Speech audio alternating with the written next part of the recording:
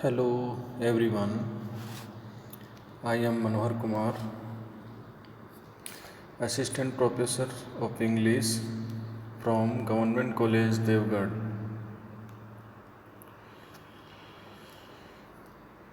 We are going to study Frost at Midnight, composed by S.T. Coleridge. In the previous lesson, we studied the third part of the poem, in which we discussed the text from Dear Baby to Giving Make It Ask. And today we are going to study from the text of the poem There for All Seasons. But before study today's lesson, we should discuss on the previous lesson of this poem. Dear baby that sleepest cradled by my side, whose gentle breathings heard in this deep calm fill up the interspersed vacancies and momentary pauses of the thought. My baby, so beautiful, it thrills my heart with tender gladness, thus to look at thee and think that thou shalt learn far other lore, and in far other scenes, for I was reared in the great city, pent, pent means suffocated, mid dim. Cloisters dim means dark places, and so not lovely but the sky and stars, but thou, my baby, shall wander like a breeze by lake and sandy shores beneath the crags of ancient mountain and beneath the clouds which image in their bulk both lakes and shores and mountain crags. So shalt thou see and hear the lovely shapes and sounds intelligible of that eternal language, the language of God which thy God utters, who from eternity doth teach himself in all, and all things in himself, great universal teacher. He shall mould thy spirit, and by giving make it ask.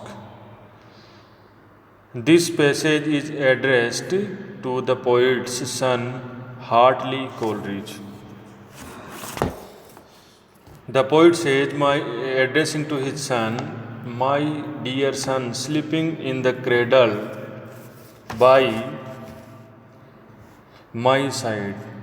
In this deep silence, I can clearly hear the sound of your gentle breathing, which fills up the short intervals between the various thoughts that throng my mind. You are a lovely little child, and looking at you fills my heart with a tender joy. And I have decided that you will receive an entirely different education from the one I got, and you will be brought up in different circumstances. And in far other scenes means you will be brought up in different circumstances.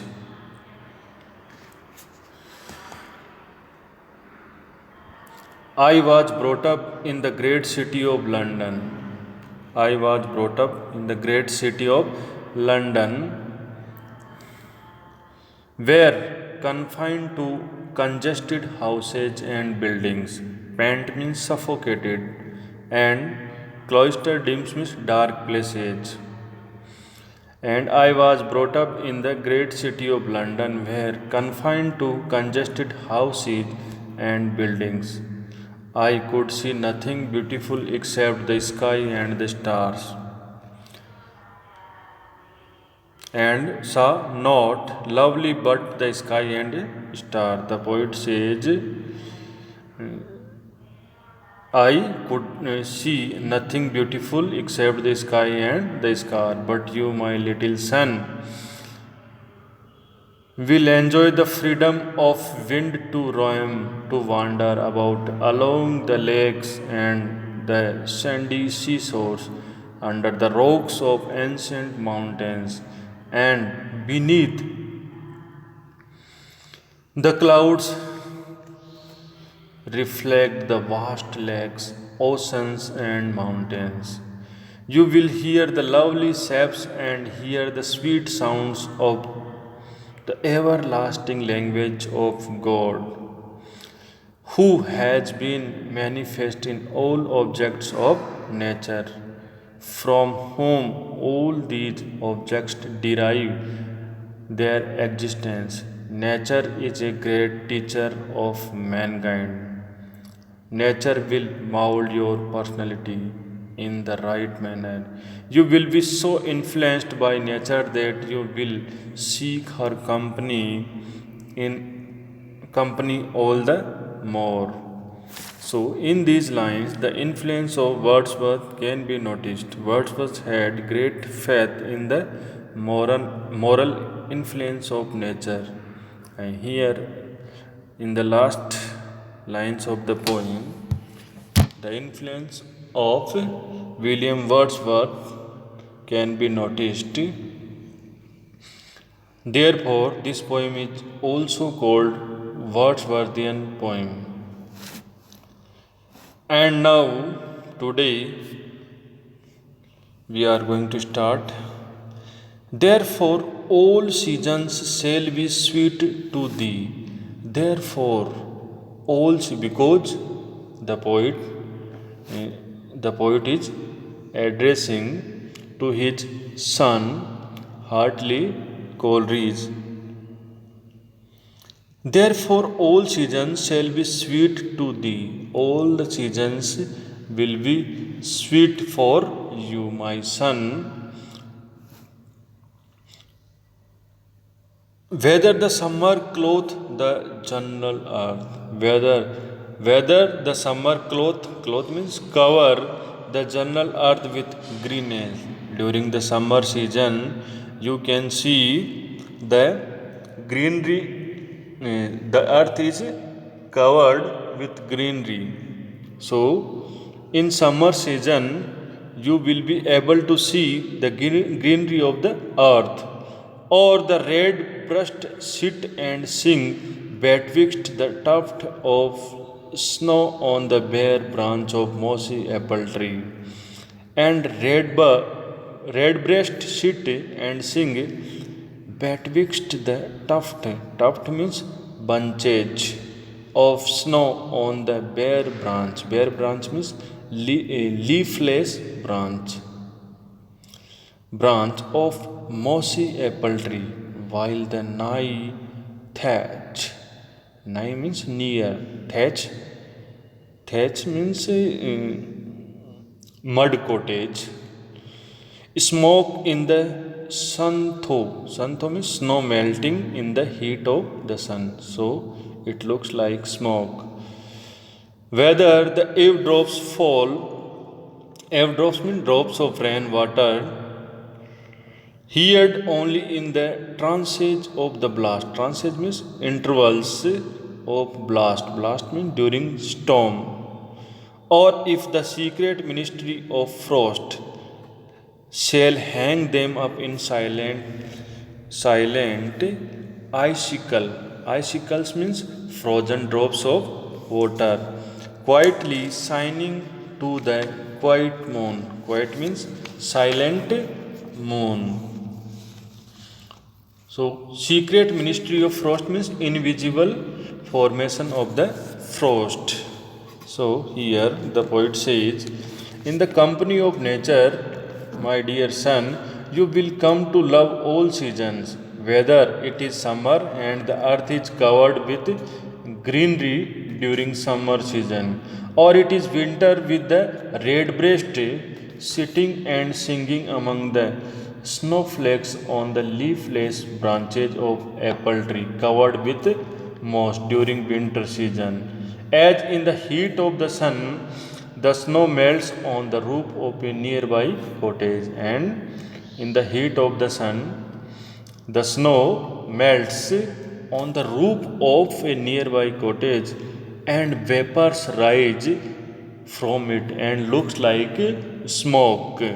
All seasons will be equally dear to you.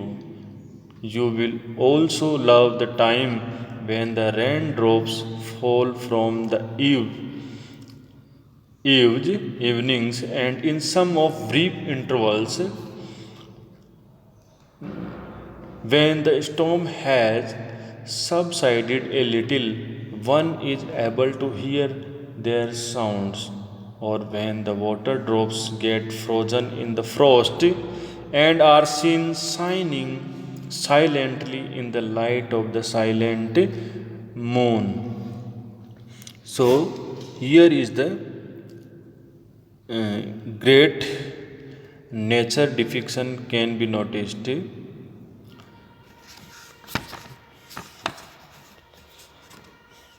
These lines also are the Wordsworthian lines because the description of nature and the description of all the four seasons can be noticed, and all the four seasons are uh, equally lovable for his son, because his son is living in the lap of nature. And the poet says that, my son, you are fortunate that you live with me in this lap of nature, and I was unfortunate because I was brought up in the great city of London, where everything is congested and full of dark places and suffocated atmosphere. So there is nature depiction in the concluding lines of this poem. So it was the great poem by S.T. Coleridge, and today we have completed our poem. Thank you for today. In our next lesson, we will discuss on other poem and poet.